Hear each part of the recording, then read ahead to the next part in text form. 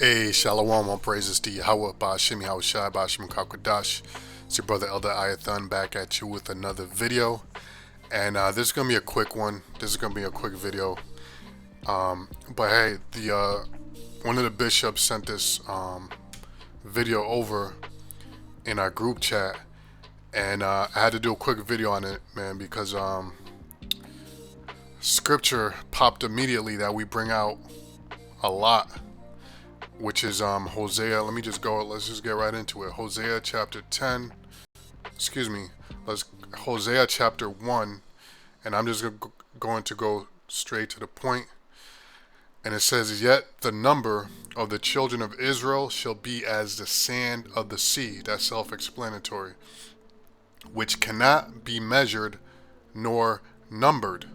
Esau has a thing he likes to do, which is called a census, where he likes to go around and count, how many Latinos there are, how many blacks. They'll have you fill out a survey, and this is why when you go for a job and fill out applications, they always ask your race, because they want to try to keep numbers for their statistics and all that. But having a census on the children of Israel is against the Most High's laws, statutes, commandments. And by the way, the children of Israel, you so-called Negroes, those of you of Negro descent, indigenous, Indian descent, Latino descent, you would be considered the children of Israel. And that's what this video is bringing out the truth about that. And lo and behold, what we've always taught is that the other nations, they know who you are.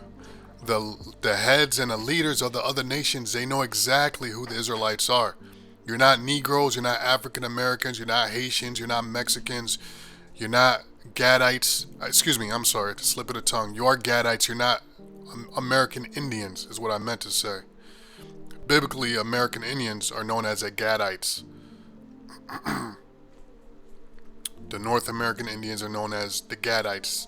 Seminole Indians and those tribes would be known as Reuben. But these names were given to us by our oppressor. And when you go into the facts, those biblical figures that you read about in the scriptures, those are our people. Those were so-called Latinos. Those were so-called Puerto Ricans, so-called black people, if you will. Now, in the other countries, they know this. It is no strange thing that in the United Nations, every single nation has a representative, except for you Latinos, so-called Latinos, except for you so-called blacks. There's no representation for you in the United Nations building, or anywhere for that matter.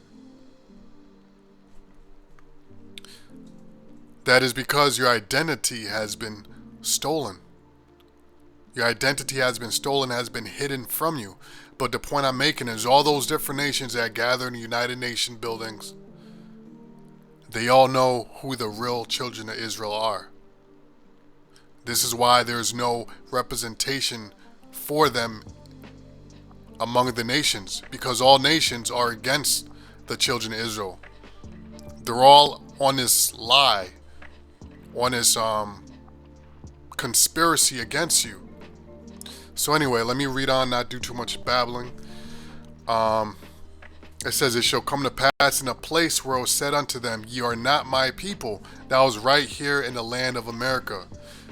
When we came here, watch the slave movies. When we came here to America, they took away our Hebrew names, because we all know about the triangular slave trade.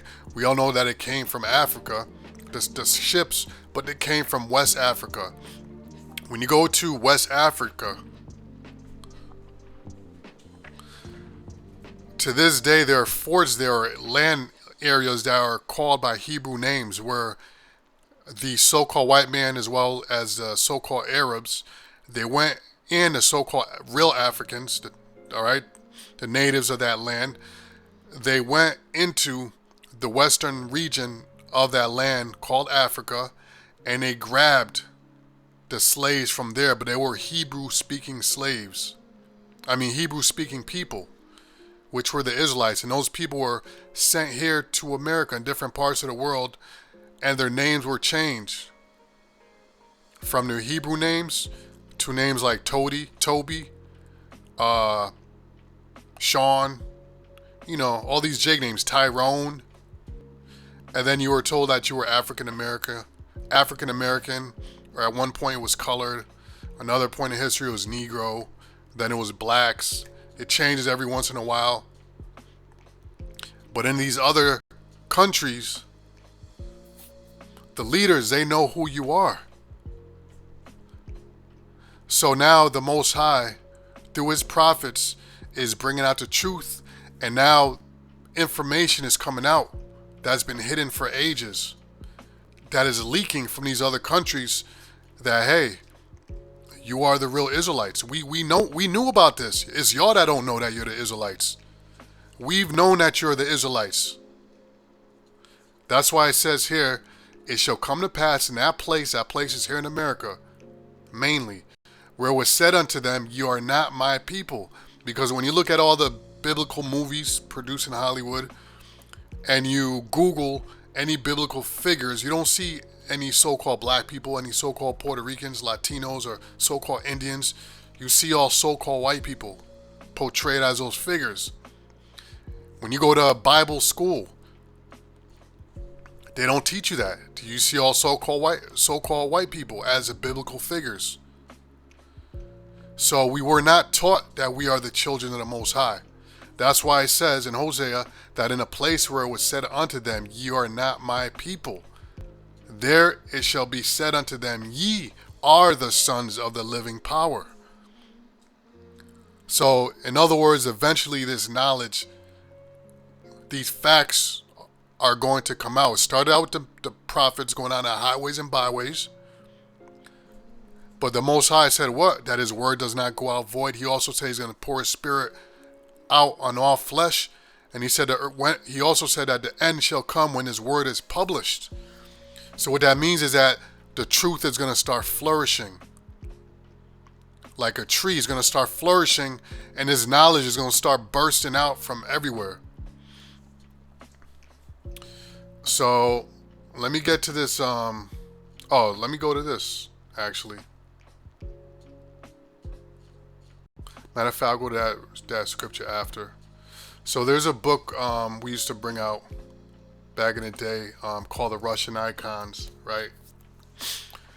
And in this book, it would have depictions of from Russia, because Russia has they'll have a lot of museums, and they worship and they teach their people there in Russia that these black people here in America, they are the real Israelites, because they've got a lot of the artifacts, and they keep them in their museum.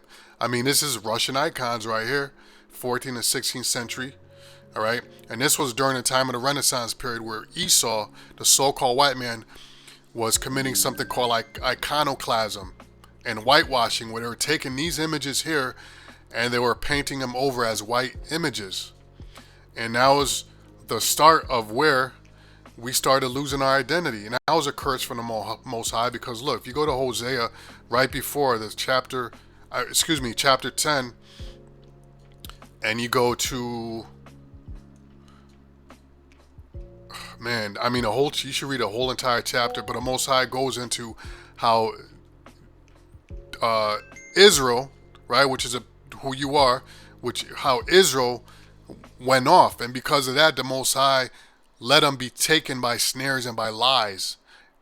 Okay, so look, verse 12. So, I'm just going to go straight to the point. Sow to yourselves. Okay, let's go to 13, because I just want to hit the point. Ye have plowed wickedness, ye have reaped iniquity, ye have eaten the fruit of lies, because thou didst trust in thy way, in the multitude of thy mighty men. So because our people trusted in our own deceits, our own mind, our own ways, the Most High gave us over to lies, believing that we are African American or blacks or Puerto Ricans or Mexicans or Indians. And through believing in those things, we have lost our identity. And Esau is able to put on a TV screen on Hollywood that he's us. He's a chosen people. And our people are so far gone that they didn't even realize that this lie. That's how gone our people are, that the so-called white man was able to switch our faces for his and make Hollywood movies about it and nobody even noticed. So let's so this is Russian icons. Now I want to show you on Amazon the price of it. All right, because they need to hide these things. The price of this book is $1,600. If you want to purchase this book, $1,600. Now tell me what Jake, first of all, Jake don't really give a damn about books. All right, and if they did, what Jake is going to buy a book or afford to be able to buy a book for $1,600? Okay? So if this is all nonsense, you know, we're not the biblical Israelites and we're not the people of the Bible, why didn't they just make this free or something? If it's nonsense, right, just put out there for free for a low price. Why charge $1,600? So I'm gonna play this video because I read the scriptures, right? If you look here, Russian icons, you know, you can see you got this and then you got this, right? This is called iconoclasm. This is called whitewashing. Okay, because the real images are dark. Okay, so let's play this video, and then I haven't watched this whole thing yet. I'm gonna play some of it, and then when the Spirit had me stop it, I'm gonna stop it, and that'll be the end of this video. All right, Shalom. Let's go.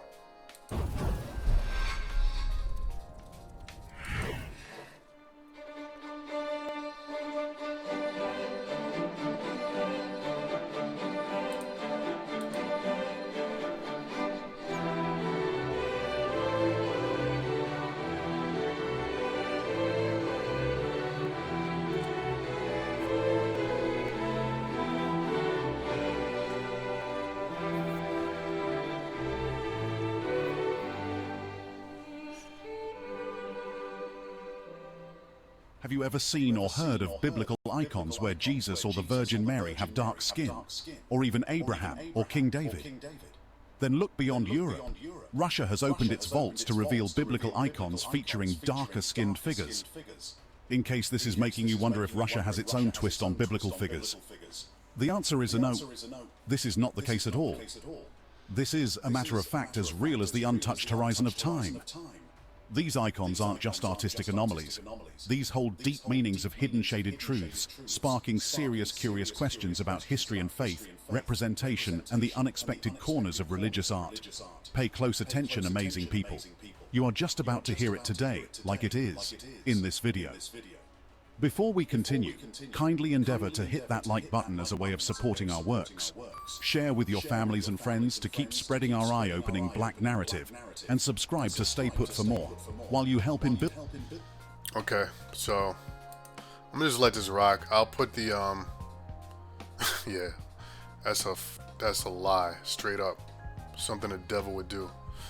So I haven't watched this whole video, but I'm going to put the link in the description. Alright, I'm placing that in the description when I produce a video. But I want to go to some of these comments because there's one that really stood out to me right here. This just proves what we read in Hosea. I mean, I am 51, Russian. Since my childhood that began in the Soviet Union, our government, our schools, our media taught us black people are our brothers. Let me see what other, and you are our brothers too. Yeah, man, there's a lot of Jakes in Russia. I mean, why do you think the Russian icons came out of there? Now this, I'm not sure what it says. I'm not gonna read all of these, but I'm gonna see if I get a translation.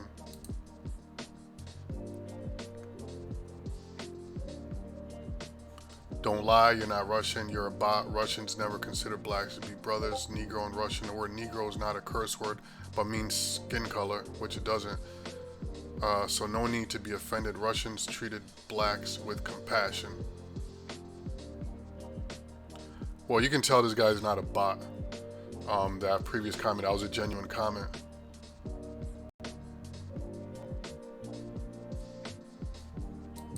And look, you got Russians that are Edomites, and you got Russians that are Jakes. So anyway, man.